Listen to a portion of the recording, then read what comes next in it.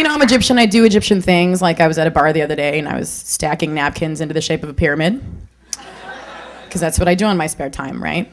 And so this guy, you know, starts talking to me, and I think men are funny and sometimes can be delusional, and I like to talk about it. So I just think the exchange of, like, you know, they buy you a drink and then you're allegedly obligated to go home with them at the end of the night doesn't really make sense. I just don't think that's a comparable exchange, you know? Like a $5 drink equals, like, you know what I mean?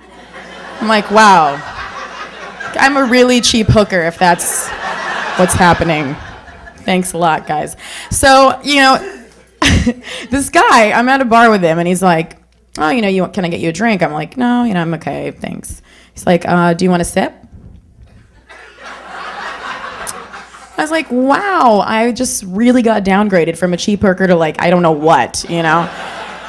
So I was like, okay, that's great. How about you give me a sip of beer, and at the end of the night, I'll go home with you and pull out your and just hold it. Cool? Does that work? I think that's an even exchange. He's all irritated. I'm like, I'm a comedian. What? I write jokes.